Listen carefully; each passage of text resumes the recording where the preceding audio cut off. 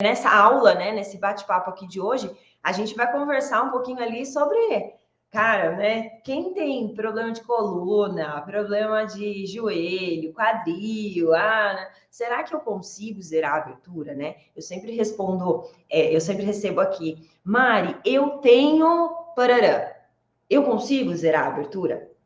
Então, hoje é o dia que a gente vai falar sobre os eu tenho dessa vida, sim? Depois que a gente vai avançando, né?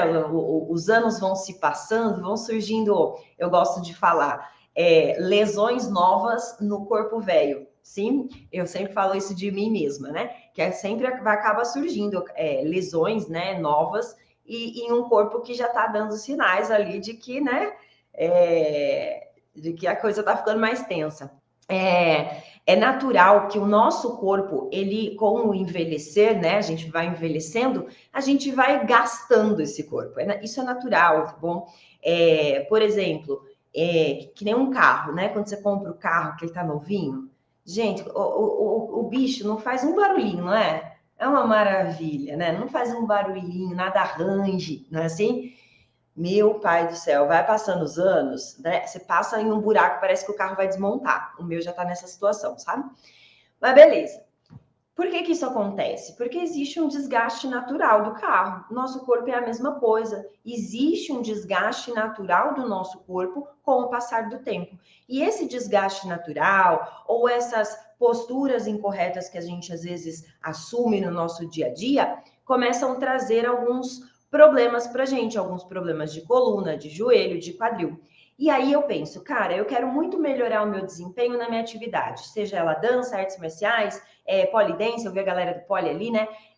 Tecido, não importa o que seja. Você quer melhorar seu desempenho. Você tem um corpício que já não tem mais 15 anos, né? E aí eu falo, não, quero zerar uma abertura, então, para melhorar o meu desempenho. Mas será que com as lesões que eu já tenho, ainda é possível zerar essa abertura? Então, eu entendo que essa pergunta é uma pergunta muito frequente aqui no canal e eu entendo que vocês realmente tenham esse tipo de dúvida. Então, hoje a gente vai dar uma aprofundada, sim, aprofundada nos principais tipos de doenças, patologias, de lesões que as pessoas me perguntam se é possível zerar a abertura com isso. Show de bola? Dito tudo isso, vamos lá. Primeiro lá, o que é, antes da gente começar a falar dos eu tenho da vida, o que é que eu preciso para zerar uma abertura? O que eu preciso? O que você acha que você precisa para zerar uma abertura? Eu preciso fazer alongamento. Por que fazer alongamento? Porque alongamento vai aumentar a flexibilidade do meu músculo. Show! Então, aumentar a flexibilidade do seu músculo é uma das coisas que você precisa para zerar uma abertura. Mas não é só isso. Para a gente conseguir fazer o movimento de zerar a abertura, né? Eu subir as minhas pernas na direção do meu quadril, então meu cotovelo aqui é meu pé, ok? Estou em pé, minha mão aqui é meu quadril, sim? Para que eu traga o meu pé na direção do meu quadril e zere uma abertura, eu preciso que os músculos estejam flexíveis, mas eu também preciso que essa articulação do quadril, ela se movimente, sim? Que essa articulação permita alguns movimentos. Quais os movimentos que a gente precisa? Olha só, para a gente zerar uma abertura, eu preciso que uma perna venha para trás, sim, se for um espacate, e uma perna venha para frente e uma perna vá para trás. Show? Esse é o movimento que eu preciso para zerar uma abertura. Tanto um espacate, se for uma abertura de segunda ou abertura lateral, eu preciso que essas pernas venham aqui para a lateral do meu quadril. Show de bola? Então, não é apenas eu ganhar flexibilidade dos meus músculos, mas eu preciso que essa articulação aqui, ó, do quadril, que ela funcione direitinho. Porque se ela não funcionar direitinho, eu não consigo fazer uma flexão a 90 graus, eu preciso disso, ó, flexão a 90 graus. Fazer 90 graus entre meu tronco e minha perna. Além disso, eu preciso de uma extensão também a 90 graus.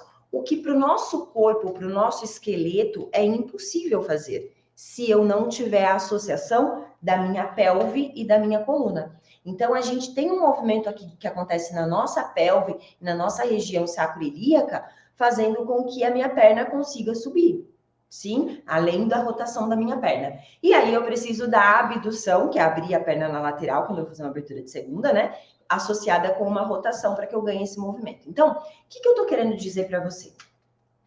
Muitas vezes a gente fica em dúvida, será que eu consigo zerar a minha abertura com o problema que eu tenho? Seja uma condromalácia, uma hérnia de disco? E aí vem a pergunta, o problema que você tem está diretamente relacionado com os músculos que a gente precisa alongar para zerar uma abertura ou com a articulação do quadril? Percebe? Se eu tenho uma lesão de ombro, às vezes as pessoas me perguntam, eu tenho uma tendinite de ombro, posso zerar a abertura? Gente, pelo amor de Deus, o que é que o seu ombro tem de relação com o seu quadril? Zerar a abertura acontece, daqui para baixo, da nossa cintura para baixo. Tudo que tá daqui para cima não tem relação direta com a nossa abertura, mas existem algumas patologias que podem acontecer, principalmente na nossa coluna, que pode dificultar alguns exercícios que a gente vai precisar fazer para zerar a abertura. Então, dito tudo isso, o que eu quero que vocês entendam? Que a minha abertura, ela acontece da cintura para baixo.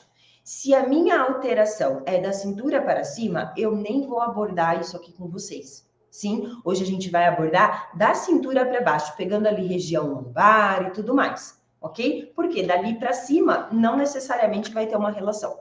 Show de bola? Então vamos lá, vamos entender então agora o que pode estar acontecendo que pode prejudicar o nosso resultado em zerar a abertura ou tardar esse resultado, sim? Quando a gente está pensando ali numa hérnia de disco, uma condromalácia e tudo mais. Eu vou compartilhar aqui com vocês a minha tela. E nessa minha tela a gente vai abordar cada um desses temas. O primeiro tema que a gente vai abordar é a hérnia de disco. Sim, a gente vai falar um pouquinho sobre hérnia de disco. A hérnia de disco, ela é uma lesão que acontece lá na nossa coluna. Vamos entender um pouquinho dela, ó. Eu tenho aqui, ó, as minhas vértebras, sim. Se eu pegar uma das vértebras, ó, eu tenho aqui um disco que fica entre as vértebras. Esse disco que fica aqui entre as vértebras, quando ele vaza assim, ó, para fora, é o que a gente chama de hérnia de disco. Vamos entender um pouco melhor. Deixa eu só passar aqui. Olha só. Aqui em cima eu tenho um disco normal, então eu tenho uma vértebra em cima da outra, certo? Aqui em cima, ó, é um disco normal, só para a gente ver a diferença, tá? Deus me livre uma pessoa ter todas essas lesões nos discos dela, tá bom? Aqui é só uma ilustração para a gente entender a diferença. Então, ó, um disco normal é como se fosse o recheio de uma bolacha, sabe bolacha recheada? É o recheio da bolacha recheada, é o disco normal, que está ali dentro da bolachinha. Isso é o que acontece ali nas nossas vértebras. Quando esse disco começa a sofrer um processo ali de degeneração, ele começa a rachar, tá vendo? É como se o recheio da bolacha estivesse dando umas rachadinhas. E aí, esse recheio da bolachinha começa a sair para fora, que é o prolapso. Sim, é quando eu faço uma barriguinha. Depois, quando eu faço uma barrigona que extravasa o conteúdo que tem aqui dentro, a gente chama de hérnia de disco. Sim, a hérnia discal. Depois eu posso ter uma diminuição do tamanho desse disco, que é quando eu tenho um colapso desse disco, que ele já perdeu bastante da função dele ali, até a hora que começa a bater osso com osso, e eu começo a desenvolver artrose ali da região da coluna, tá vendo? O meu osso começa a se alterar. Então, eu tenho lá em cima um disquinho preservado. Eu começo, faço uma postura inadequada, pego muito peso, de forma inadequada, eu começo a ter uma degeneração desse disco, aí esse disco começa a vazar um pouquinho para fora, mas a parede dele ainda não rasgou. Depois, esse disco rasga e o líquido que está ali dentro, vamos dizer assim, a geleia que está ali dentro, vaza. E aí diminui o tamanho do disco, eu tenho um colapso. Quando diminui o tamanho do disco, começa a bater osso com osso, que é quando a gente tem a artrose da coluna e tudo mais. Então, eu posso ter, quando a gente fala, eu tenho hérnia de disco, pode ser que você tenha uma degeneração do disco, pode ser que você tenha um prolapso, pode ser que você tenha já uma hérnia de fato, como pode ser que você já esteja ali com um colapso discal e até evoluindo para artrose, sim? Qual é a grande questão aqui? Quando esse disco começa a vazar, atrás, ó, aqui as nossas vértebras, aqui tem um disquinho. Atrás da nossa coluna, esse amarelo aqui, ó, é um nervo. Sim, aqui é uma raiz nervosa. Então, o que acontece? Se alguma coisa encostar, imagina um fio elétrico. Então, pensa lá, um fio elétrico, se você encosta, ele dá um choquinho, não é? É basicamente isso que acontece aqui, tá? A grosso modo. E aí, ó, esse disquinho vaza, ele encosta nessa raiz nervosa. E aí é onde a pessoa começa a sentir, ter uma sensibilidade na perna, começa a sentir dor e tudo mais. Por quê? Porque tem alguma coisa encostando na nossa raiz nervosa, no nosso nervo que está passando atrás da coluna. E aí, ó, isso normalmente acontece na região lombar. E aí a gente sente, né? Tem um aumento da sensibilidade atrás da perna. É isso que faz muitas vezes a pessoa que tem hérnia de disco achar que ela não pode zerar uma abertura. Por quê? Porque a sensibilidade dela atrás da perna está aumentada. Então ela acha que ela tem um problema até na perna. Ah, minha hérnia de disco faz eu sentir dores nas pernas. Então eu acho que eu não posso zerar uma abertura. Mas qual é a questão aqui? Essa dor que você sente na perna, essa sensibilidade aumentada que vai até lá embaixo no pé, ela acontece porque está acontecendo um probleminha aqui em cima. A sua perna em si não tem problema, é a raiz nervosa que está fazendo isso. Existe uma outra alteração na nossa coluna que às vezes as pessoas têm e acabam achando que não podem zerar a abertura por conta disso. A escoliose a gente tem a nossa coluna aqui atrás, ó, e na teoria a nossa coluna deveria ser assim, né, toda retinha, da nuca até o sacro. Mas na verdade, a maior parte das pessoas tem algum desviozinho nessa coluna. Quando esse desvio acontece a nível lateral, a coluna vai de um lado para o outro, né, como está acontecendo aqui, a gente chama isso de escoliose, ok? A escoliose, ela pode acontecer em vários níveis, ó. Aqui é uma escoliose leve.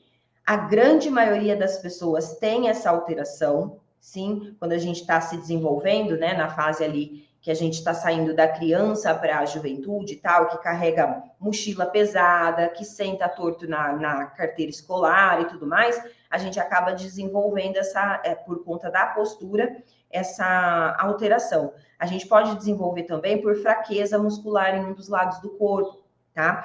Mas a grande maioria das pessoas tem uma escoliose leve.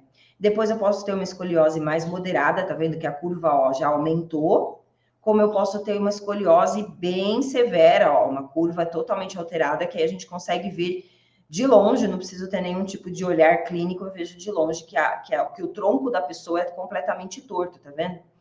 Agora, quem tem escoliose tem dificuldade para zerar uma abertura? Não necessariamente. Sim, por quê? Porque isso aqui não vai interferir na abertura que vai acontecer lá dentro do quadril, ok? A abertura pode melhorar a escoliose? De jeito nenhum, não tem relação, tá? Então, escoliose não te impede de zerar a abertura, show? Depois, a gente vai para a espondilolistese. O que é a espondilolistese? É quando a gente tem um escorregamento da vértebra, vamos dizer assim. Eu tenho a vértebra lá, uma em cima da outra, tá vendo essa aqui em cima, ó? Tá retinha, bonitinha, alinhadinha, ó. O biquinho da vértebra ali, ó. A bolacha recheada, ó, a de cima e a de baixo super alinhada. Quando uma das partes da bolacha, normalmente a de cima, dá uma deslizada e o recheio vem até um pouquinho junto, ó, e a outra parte fica lá embaixo, a gente tem uma espondilolistese, que é esse deslizamento da vértebra. Qual é o problema? A vértebra tracionou para frente e ela começa a pinçar o nervo do mesmo jeito. Tá vendo? Não é o disco que foi lá pinçar. Agora é a vértebra que escorregou e tá fazendo com que a raiz nervosa, o nervo, fique ali em atrito com o próprio osso. E aí a gente tem uma alteração de sensibilidade. E aí, ó, eu posso ter vários níveis de espondilolistese. Aqui seria uma normal, né? Uma coluna normal. Aqui eu tenho um pequeno desvio, sim, ali, ó, tá dando de 1 a 25 graus. Depois aqui eu começo a ter um desvio maior. E aí, qual é o problema? O problema é que quanto mais eu desvio, mais traciona a parte de trás da minha vértebra. E aí eu vou aumentando a sensibilidade lá, a pressão que eu faço lá na raiz nervosa, e eu posso até quebrar o osso aqui, o osso acaba quebrando, e enfim, aí a pessoa tem que fazer uma cirurgia, colocar pino e tudo mais. Qual é a questão aqui? Mária, eu tenho espondilolistese, eu não posso zerar uma abertura? a espondilolistese não te impede de zerar a abertura, mas existem várias coisas que a gente precisa tomar cuidado na hora de fazer exercícios de alongamento ou qualquer outro tipo de exercício se você tem espondilolistese, sim? Então, eu tenho alunos que fazem o meu treinamento e têm espondilolistese. E aí a gente tem algumas orientações um pouco diferentes para passar quando você tem espondilolistese, mas basicamente fortalecer abdômen para que você consiga dar estabilidade, um pouquinho mais de estabilidade para sua coluna em alguns exercícios, e tem alguns exercícios que são proibidos para quem tem espondilolistese. Mas isso não significa que você não possa zerar a abertura, ok?